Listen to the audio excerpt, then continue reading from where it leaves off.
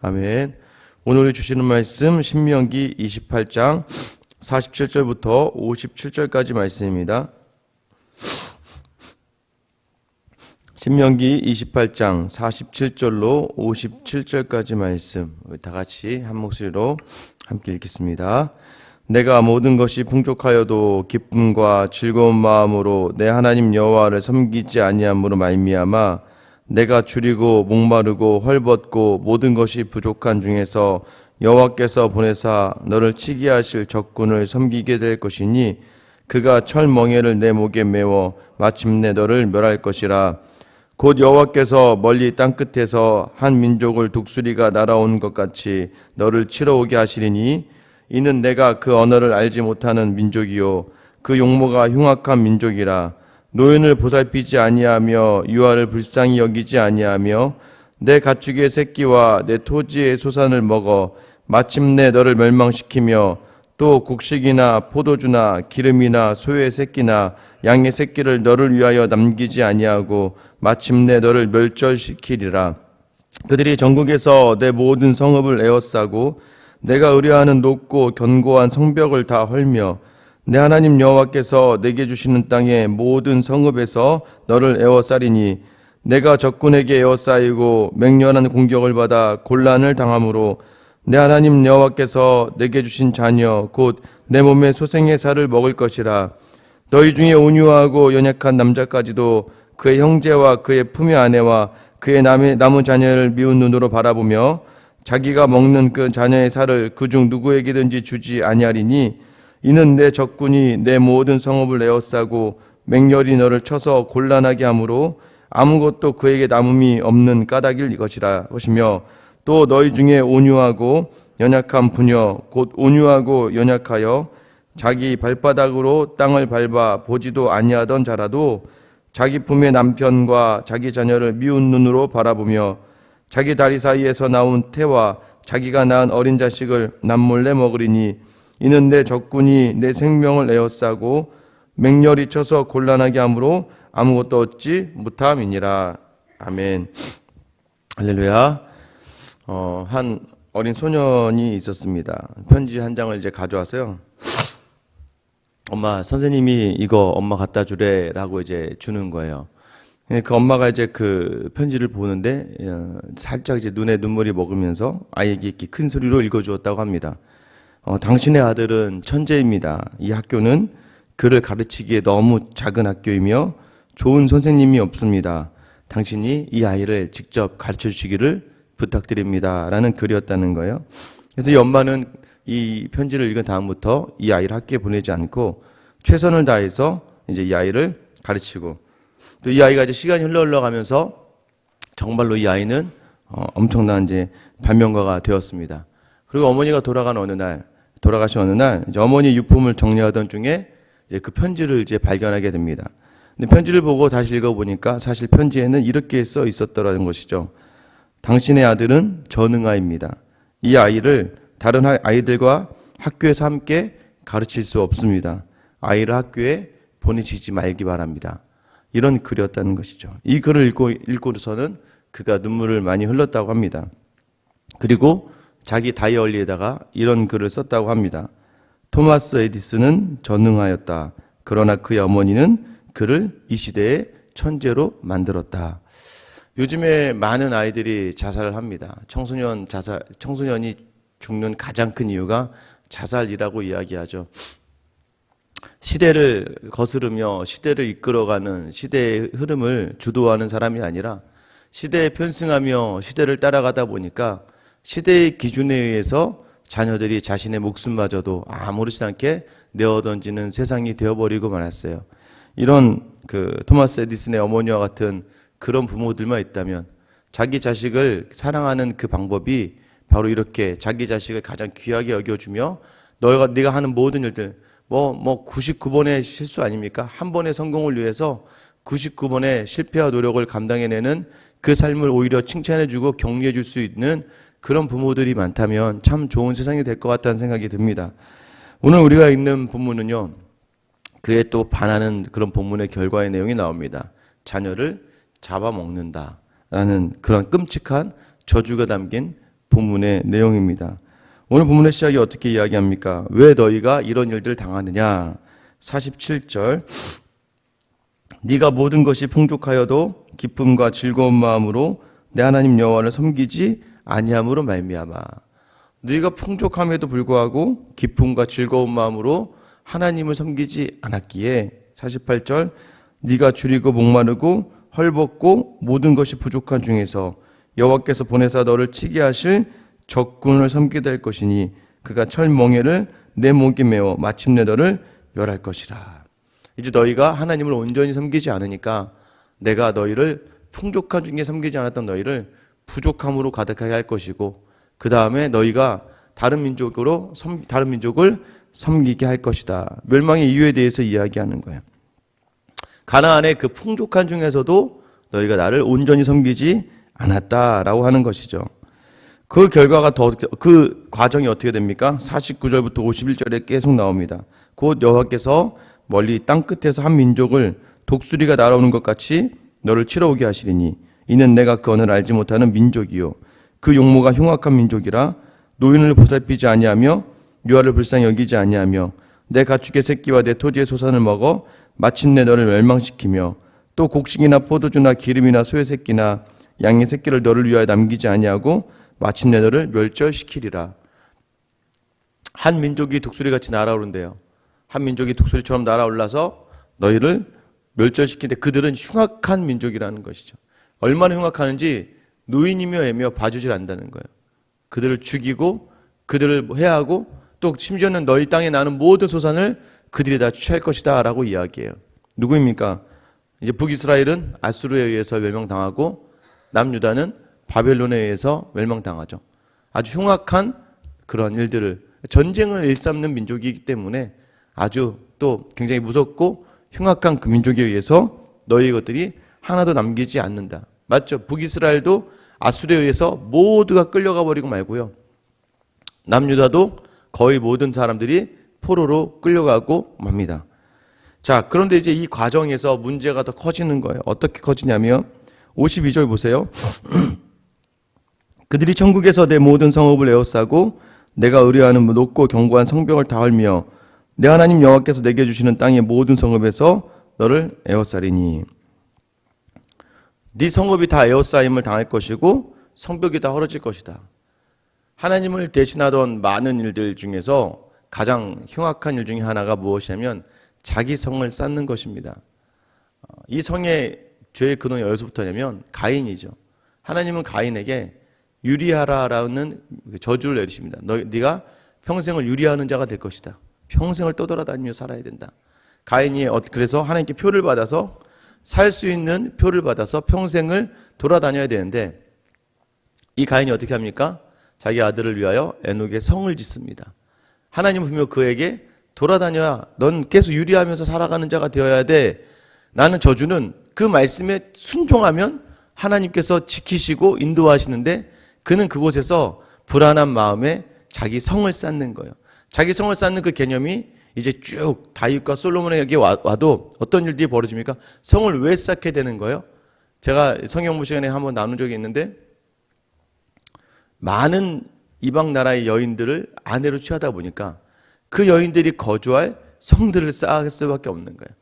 그리고 더 나아가서는 자기 자신의 어떤 자랑과 위엄을 위해서 성을 더 견고하게 쌓게 되는 것이죠. 하나님이 네가 그렇게 자랑하던 것, 네가 그렇게 믿었던 것, 그 성을 다 허물어 버릴 것이다 라고 이야기하는 거예요. 네가 믿고 있는 건강, 네가 믿고 있는 재력, 네가 믿고 있는 관계들, 세상의 것들, 네가 하나님 앞에서 온전하게 순종하지 않을 때 내가 어떻게 허무는지를 봐라 라고 이야기하시는 것과 같은 것이죠. 왜요? 풍족한 중에 기쁨과 즐거운 마음으로 하지 않고 어쩔 수 없이 그냥 체면치레 또 하나님을 향하여서 그저 다른 것이 더 중요한 삶을 담아서 하나님에게 그저 어쩔 수 없는 자리. 그러니까 하나님도 섬기고 세상을 섬기지만 세상에 대한 더 마음을 두고 있는 그 마음이 하나님이 벌하시는 내용이 나옵니다.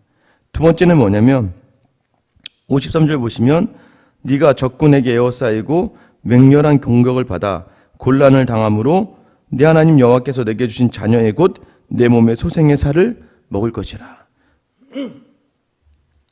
사람이요, 가장 극단적인 이기적인 상태가 바로 이 상태 아니겠습니까? 어떻게 자식을 잡아먹습니까? 자식을, 내 생명을 위해서 자식을 잡아먹는 사태가 가장 이기적인 그러한 삶의 모습 아니겠어요? 근데 어떻게 이렇게 됐다는 겁니까? 하나님을 대신해서 세상을 자꾸 향하니까 결국엔 네 스스로가 세상에 사로잡혀서 세상의 노예로 되면서 모든 바벨론과 같이 거대한 나라가 이 이스라엘 에워싸고 수십일 동안 있다 보니까 먹을 것이 떨어지니까 자기 자식을 나눠 잡아먹기 시작합니다. 그런 일들이 일어날 수밖에 없던 게 무엇이에요? 하나님을 온전히 신뢰하지 않고 있었던 그 끝이 무엇이에요? 네가 네 손으로 네 자녀를 잡을 것이고 네가 네 손으로 그 자녀를 잡아 먹을 것이다. 55절과 57절도 다 이 얘기입니다. 성벽은 무너질 것이고 너의 자녀는 네가 잡아먹을 것이고 그 자녀를 잡아먹으면서 서로 미움의 눈으로 바라볼 것이다 라고 이야기하는 것이죠. 왜 이런 일이 일어났다는 거예요? 풍족한 중에 하나님이 주신 풍족한 은혜가 있고 하나님이 주신 풍족함이 있는 그 상황에서 기쁜 마음과 즐거운 마음으로 하나님을 섬기지 않았기 때문입니다. 우리가 예배를 나와요. 예배를 나오고 섬김의 자리에 있습니다. 근데 거기에 자꾸 점검해야 될 것이 무엇이냐면 기쁜 마음이 있는가? 정말 여호와의 전에 드나들며 기쁨이 있는가? 그 기쁨이 있고 또 즐거이 하나님을 드리고 섬기고 있는가? 하나님은 우리에게 이것을 원하시는 거예요. 기쁘게 나와서 즐거이. 이제 어제 제가 지난주에 말씀드린 것처럼 이제 어제부터 이제 저희가 또 오려면 이제 가족 예배를 이제 시작했습니다. 이제 그것도 또 이제 애들 좀 컸다고 서로 이제 시간 재다가 이제 목요일 날 이제 하기로 해서 딱 모이는 순간부터 감사하게 우리 아이들이 예배 그러면 1시간으로 알고 있는데 딱 시작하니 갑자기 저희 아이가 30분 만에 끝내달라 그러더라고요. 저는 한 15분 만에 끝낼 생각이었는데 그래? 그래서 본인 머릿속에 30분에만 일찍 끝내도 일찍 끝내는 거니까 아빠 예배 30분 안에 끝내줘야 돼. 사실 뭐 그렇게까지 가정 예배 설교 준비할 것도 많지도 않은데 30분 하겠습니까? 주기도 사도신경하고 찬송가 하나 부르고 말씀 한 구절 읽고 간단하게 말씀 핵심 나누고 그다음에 기도 이제 앞뒤로 기도하고 하는 거니까. 그런데 처음에는요, 이제 보니까 첫째가 제일 이렇게 피하려고 많이 노력을 하더라고요. 첫째가 근데 다행히 그 와중에 둘째야 셋째는 예배 드려야 된다고 성역제 가지고 딱 찾아오니까 그렇게 예쁠 수가 없었습니다.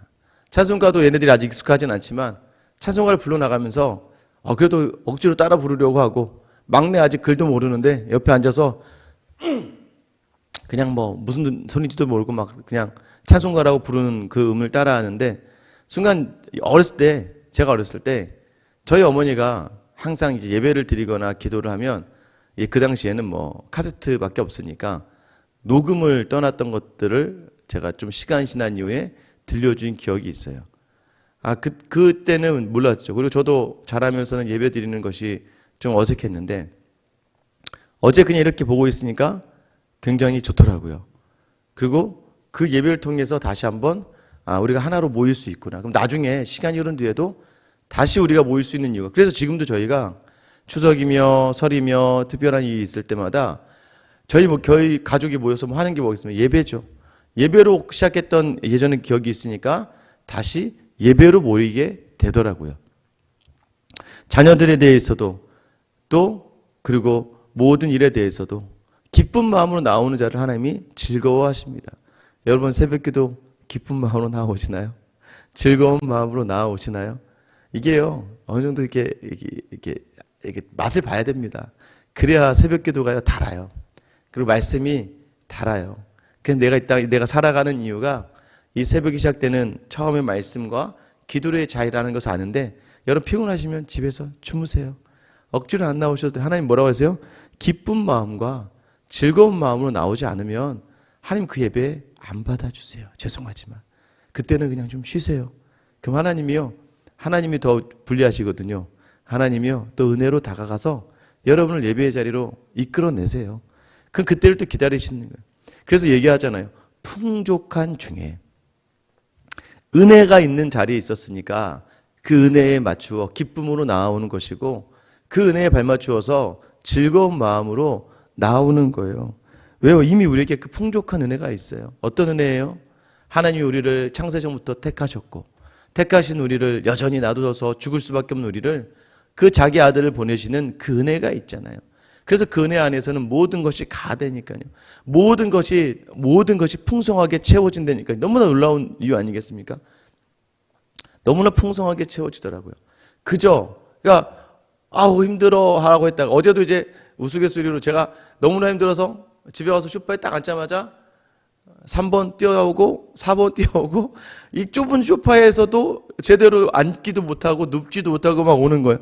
근데 순간 예전 이제 생각 같으면 저리 가 임마 하면서 이제 야 좀 가라 이렇게 할 텐데 그 순간 우리가 또 예배를 또 이제 드리고 하니까 야 그래 행복하다 이리 와라 니네가 언제 내 품에 언제 떠날지 모르는데 내가 아빠가 꽉 안아줄게 하면서 애들 꽉 이렇게 안아줬거든요.